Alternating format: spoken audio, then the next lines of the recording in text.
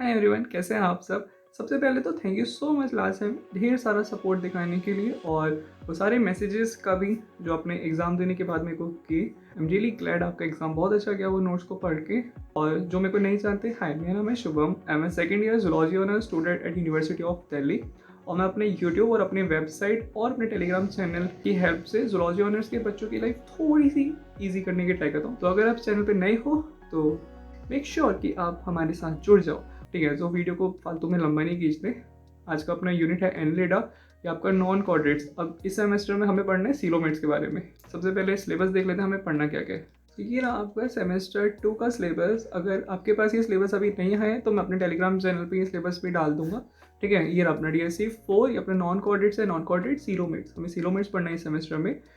और यूनिट 1 अपना एनलिडा, इसमें हमें पढ़ना क्या क्या है। General characteristics and classification, obviously पहले भी पढ़ते हैं हम। एक्सक्रीशन इन एनलिडा मोस्ट इंपॉर्टेंट टॉपिक है।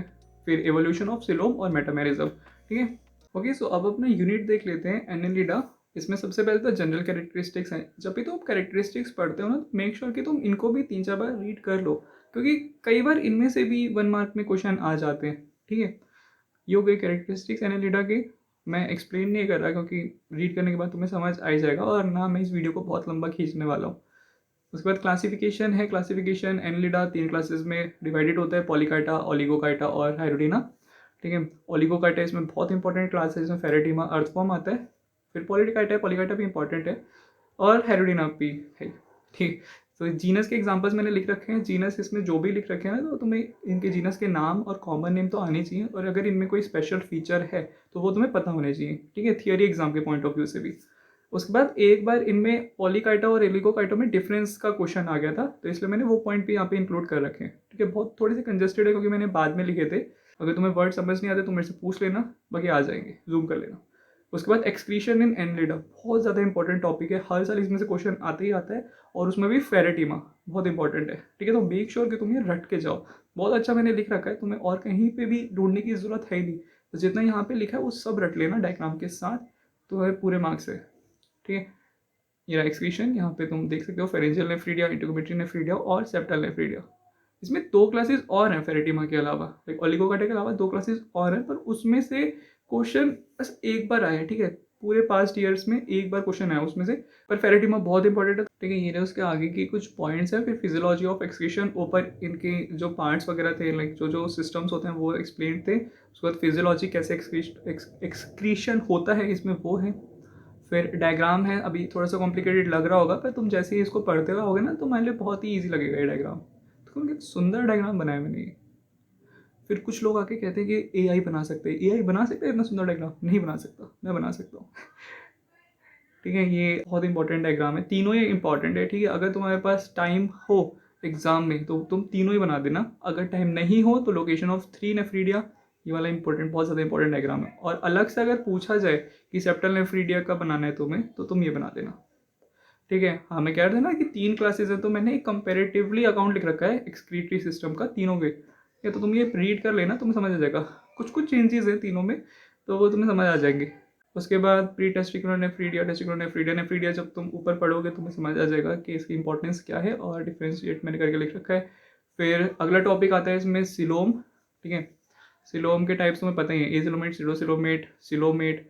फिर इसके अंदर 2 तरह की डेवलपमेंट के हिसाब से ये होता है, शीजोसिलोमेट और मिजेनकाइमल सिलोमेट और एंटेरोसिलोमेट।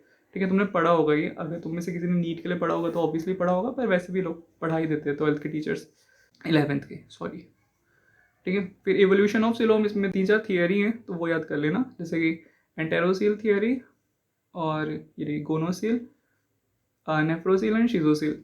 ठीक है, ये थियरी इंपॉर्टेंट है। सिलोम की थियरी के बाद अपना मेटामेरिज्म है। मेटामेरिज्म के 2 टाइप्स लिख रखे हैं मैंने। फिर इसमें भी ओरिजिन और रिवोल्यूशन की थियरीज होती हैं, ये पढ़ लेना। सीडोमेटामेरिज्म, साइक्लोमेरिज्म, कॉनमेंट फिजम थियरी, और एम्ब्रियोलॉजिकल और लोकोमोट की थियरी। ठीक है, ये इंपॉर्टेंट है, बहुत बड़ा यूनिट नहीं है, तुम पूरा रट सकते हो इसको। एक्सक्रीशन बहुत ज़्यादा इंपॉर्टेंट है। उसके बाद मेटामेरिज्म और फिर सिलोम। फिर ट्रू मेटामेरिज्म और सीडो मेटामेरिज्म में डिफरेंशिएट करके लिख रखा है, क्योंकि ये डिफरेंशिएशन में क्वेश्चन आ जाता है। उसके बाद एटोक और एपिटोक, ये पॉलीकाइटा की 2 तरह की लार्वल फॉर्म्स होते हैं, उसमें किस तरह से डेवलपमेंट होता है उसके बेसिस पे हम लोग डिफरेंशिएट करते हैं। वैसे तो अब रिप्रोडक्शन में पढ़ना चाहिए हमें, इस यूनिट का पार्ट नहीं है, पर इसमें क्वेश्चन आ गए कभी कभार, बट बहुत 1 मार्कर में ही आता है, या तो ये 1-2 मार्क्स में आ जाता है कि एटोप क्या है, एपिटोप क्या है, डिफाइन करके बताओ, ठीक है? तो इसलिए मैंने यहाँ पे लिख रखा है डिफरेंस करके। यहीं पे तो आपका यूनिट खत्म हो जाता है। नोट्स तुम्हें पता है कैसे डाउनलोड करने हैं, अगर जो भी नए लोग हैं, और नोट्स मेरी वेबसाइट से तुम्हें डाउनलोड करने होंगे, और वेबसाइट का लिंक तुम्हें मेरे डिस्क्रिप्शन में मिल जाएगा।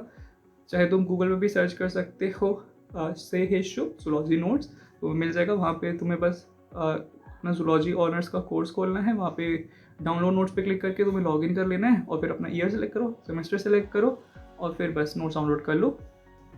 और वीडियो अच्छी लगी हो, मैंने कुछ खास बताया नहीं है इस वीडियो में, पर स्टिल अच्छी लगी हो, जो मैं कर रहा हूँ वो अच्छा लगा हो, तो चैनल को सब्सक्राइब कर देना और एक कमेंट कर देना। और कोई भी डाउट हो इस यूनिट में, चाहे अपने बीएससी से लेकर कैसा भी तुम्हारा कोई डाउट हो, या अपनी लाइफ को लेकर भी तुम्हारा कोई डाउट हो, तो मेरे से तुम वो पूछ सकते हो। चाहे तो मेरे को टेलीग्राम पे मैसेज कर दो, चाहे टेलीग्राम पे मैसेज कर दो, चाहे मेरे को इंस्टाग्राम पे मैसेज कर दो, चाहे यूट्यूब के कमेंट्स में पूछ लो। मैं बहुत ज़्यादा एक्टिव रहता हूँ, मेरे को पता नहीं क्यों, मैं सोशल मीडिया पे बहुत ज़्यादा एक्टिव हूँ, तो मेरे को लिंक्डइन तक पे मैसेज कर सकते हो, ठीक है? कोई भी दिक्कत हो बेझिझक मैसेज कर दो।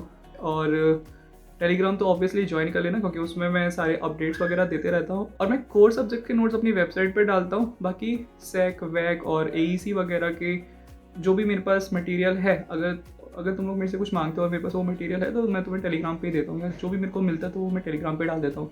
तो अगर तुम लोग टेलीग्राम यूज़ करते हो तो तुम मेक श्योर कि तुम लोग वो तो ज्वाइन करके ही रखो, और वहाँ पे ऑब्वियसली तुम मेरे से कभी भी डाउट पूछ सकते हो, बाकी बच्चे भी पूछते हैं। Be a part of the community, पढ़ते रहिए।